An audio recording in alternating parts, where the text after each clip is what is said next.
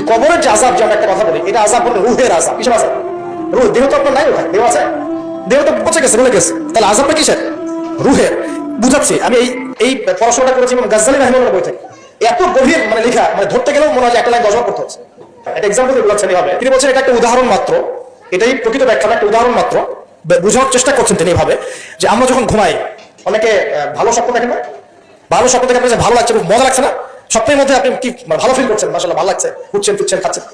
যখন কোনো খুব ভালো আপনি একটা স্বপ্ন দেখেন, আপনি তো ভালো লাগে, আপনি স্বপ্নে ঘুমন্ত অবস্থাতেই আপনি স্বপ্নে বাস্তবের ফিলিংস পাচ্ছেন, এমন হয় না? আল্লাহ পাক যদি আপনাকে স্বপ্নের মধ্যে রেখে দেন, ধরেন 1 বছর 1.5 বছর 2 বছর, তার মানে 1-2 বছর আপনি স্বপ্নের মধ্যেই বাস্তবের ভালো লাগার ফিলিংসটা পেতে থাকবেন, কিন্তু আপনি ঘুমিয়ে আছেন।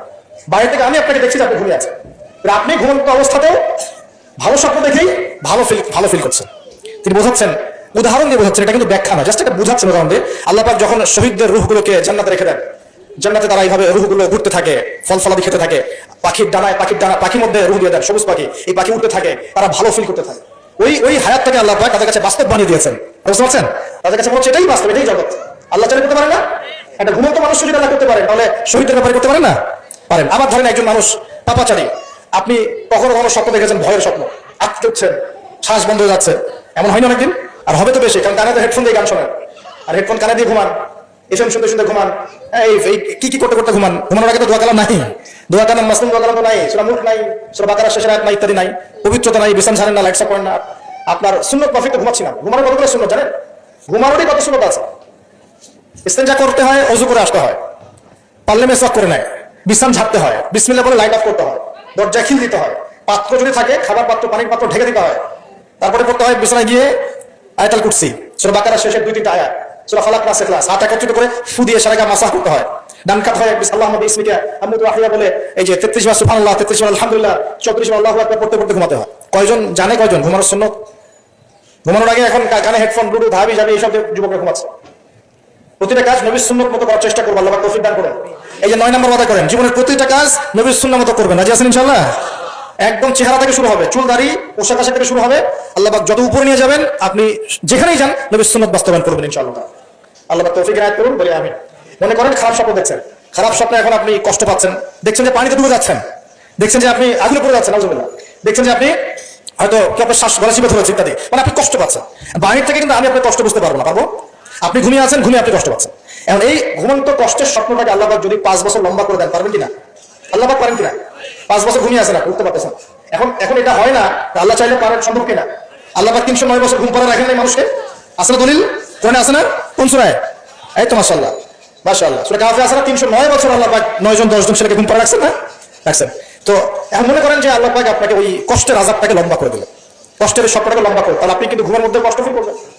এখন কবরে যদি আল্লাহ পাক বারজাখের জীবনে সিজ্জিনে কিছু আত্মাকে রেখে আত্মাগুলোকে আযাব দেন, এবং ওইটাকেই যদি তাদের কাছে বাস্তব ফিল দিয়ে দেন, তাহলে কি তারা আযাব পাবে না? অনেক ব্যাখ্যা আছে, যেগুলো নিয়ে আলাদা লেকচার দেওয়া লাগে। এতটুকু বোঝেন যে আল্লাহ পাক ইন্নাল্লাহা আলা কুল্লি শাইইন কাদির, আল্লাহ পাক প্রতিটা বিষয় সম্পর্কে ক্ষমতাবান, আল্লাহ পাকের হাতে সব ক্ষমতা, আল্লাহ সব করতে পারে। যে আল্লাহ পাক আমাকে শ্বাস নেওয়ার ক্ষমতা দিচ্ছেন, নিঃশ্বাস নিচ্ছি, একটা নিঃশ্বাসের দাম কি অন্য কেউ দিতে পারবে? যে আল্লাহ পাক এনভায়রনমেন্ট, বায়ুমণ্ডলের মধ্যে নাইট্রোজেন গ্যাস দিয়ে দিয়েছেন, এই গ্যাস কি কে দিয়ে? অন্য কেউ দিয়েছে? যে আল্লাহ পাক শ্বাস নেওয়ার জায়গা দিয়েছেন, আমাদের হার্ট পাম্প করছে, জন্মের সময় থেকে পাম্প করছে, এখন পর্যন্ত থামে নাই, একদিন 1 মিনিটে যদি থেমে গেলেই শেষ। এর কে চালু করে রেখেছে? যে আল্লাহ এত কিছু করতে পারেন, সে আল্লাহর পক্ষে নবী সাল্লাল্লাহু আলাইহি ওয়াসাল্লামকে তার কাছে নিয়ে যাওয়া, এই আযাবগুলো দেখানো এমন কঠিন কিছু? এগুলো নিয়ে এখন মানুষ প্রশ্ন তোলে, ঈমান কোন জায়গায় চলে গেছে চিন্তা করেন। তো এখানে নবীজি অনেকগুলো শাস্তি রেখেছেন, তার মধ্যে একই পাপের কারণে 3টা শাস্তি রেখেছেন। কয়টা ভাই? এই সেই বিখ্যাত পাপের নামটাই হচ্ছে সুদ। একবার দেখেছেন কিছু লোককে রক্তের নদীতে ফেলে দিয়ে মাথা ফাটিয়ে দেওয়া হচ্ছে। জিজ্ঞাসা করলেন এরা কারা?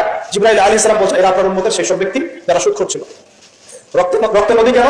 কারণ রক্ত চুষে খাইতো তারা মানুষ। মাথা কেন ফাটাই দেওয়া হচ্ছে? কারণ এই মাথা দিয়ে বলেছিল ইন্নামাল বাইউ মিসলু রিবা, ব্যবসা সুদ একই জিনিস। এই শয়তানি মাথা থেকে বেরোছে, এই কারণে মাথা ফাটিয়ে দেওয়া হচ্ছে।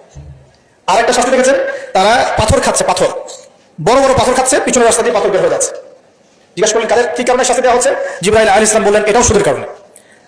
আরেকটা দেখলেন যে এক ব্যক্তি রক্তের নদী বলেছে, হ্যাঁ রক্তের নদীতে সাদা, এটা একটা বলেছে, একটা হচ্ছে পাথর খাওয়া। আর একটা শাস্তি দেখেছেন নবী সাল্লাল্লাহু আলাইহি ওয়াসাল্লাম, এটাও সুদের কারণে, এই মুহূর্তে বলে গেছে। 3টা পাপ না, ও মনে পড়েছে, শুকরিয়া আল্লাহ, শুকরিয়া।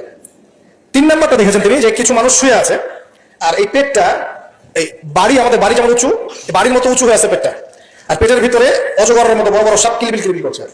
এই তিনটা শাস্তি তিনি দেখেছেন, দেখে জিবরাইল আলাইহিস সালামকে বলছেন এই তিনটা শাস্তি কি